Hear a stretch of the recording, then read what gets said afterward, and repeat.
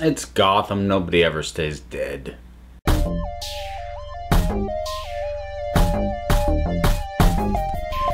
That Old Corpse, the latest episode of Gotham, episode 19 of season 4. So yeah, spoilers pretty much right off the bat. Ra's al Ghul is back, although Roz. They pronounce it Roz in this. I can't. After the episode ends, I can never remember in this whether they're pronouncing it Ra's or Roz. In any case, he's back! The Ghoul guy, he's back, and zombified for a big chunk of this. And I suppose it was inevitable that he was going to come back, because coming back from the dead is kinda his whole shtick. But I'm still a little bit irritated and frustrated. I mentioned, back when he first showed up at the start of this season, that I didn't really like his inclusion in this show. It feels like a bad fit. It feels like the wrong end of Batman stuff. Because, we've had absolute insanity on the show, and I love it. But when it comes to the really outlandish stuff, it's all been mad science. It's never been mystical, cultish, supernatural stuff. It's always had a very flimsy pseudoscientific explanation, whether it was Hugo Strange or even Ivy, gulping down this, weird herbal concoction. That's still close enough.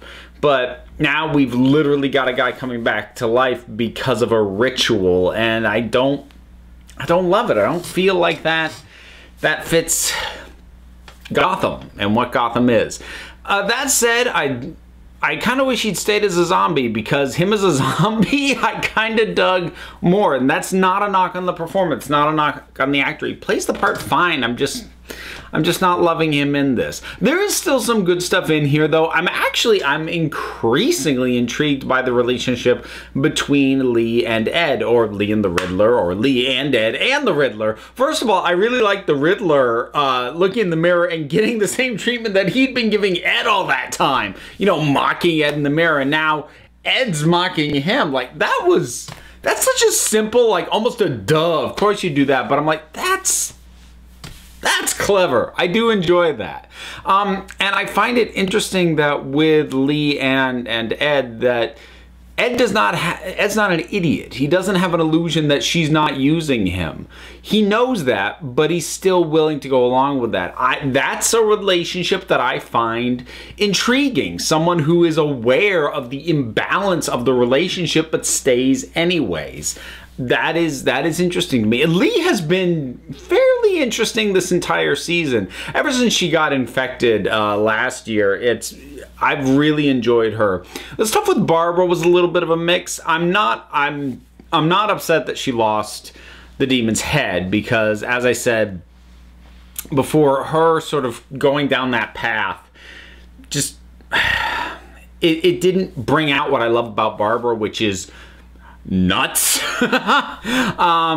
But she still has some good moments. The visualization of the demon's head sort of giving the visions and seeing to the future was actually really well done, starting with her getting stabbed and then just kind of rewinding, and then she dodges stuff, and then it actually just shows her dodge the next few moves, and you think, oh, they were just going to show it that one time to establish how it works, and that's how she's continuing to do well in this fight. But then Tabby gets her throat cut, and you think, oh wow, I didn't expect them to go there. Then it rewinds a little again, and normally I'd call that a cheap trick, but I think it's actually played well. I think the way in which it's presented and the pacing of it and the points at which it gives you the little bit of the rug pull, I think that played out really well. I was surprised that worked as well as it did.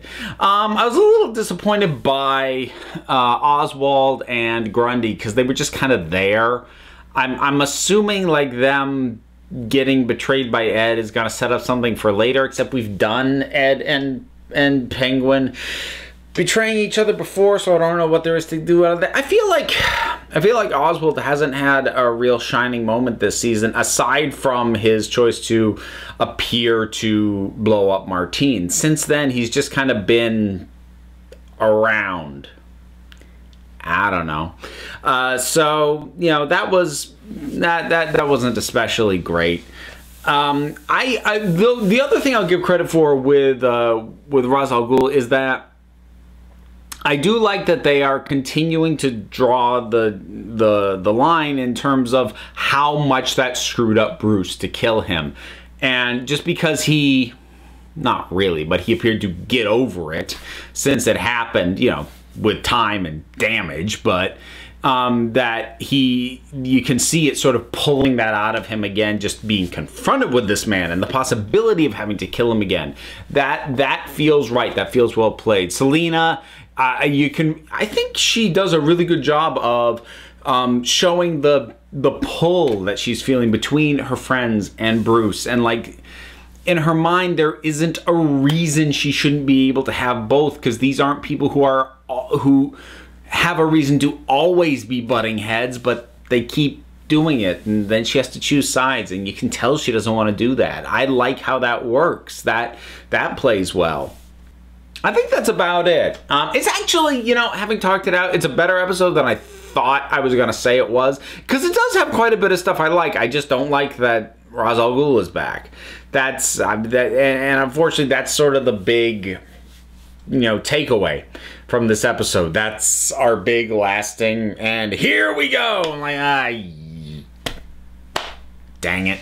Just because, like I said, I think he's the wrong fit. And you know, he was really good for the animated series. He was really good for Batman Begins, where they sort of debunked the fantastical elements of it. Here, it just doesn't feel right. And maybe I'm the only one who feels that. I don't know. But in any case, latest episode of Gotham, pretty good. I'm concerned how long they're going to be stretching out the Ra's al Ghul stuff, but we'll see. So, have you seen it? What are your thoughts on it? Whatever they are, drop something down in the comments. Let's talk about it. There's all the stuff to do, such as like and subscribe, and follow me on Twitter, support me on Patreon. Links for all that stuff and more is down in the description. So until next time, this council's adjourned.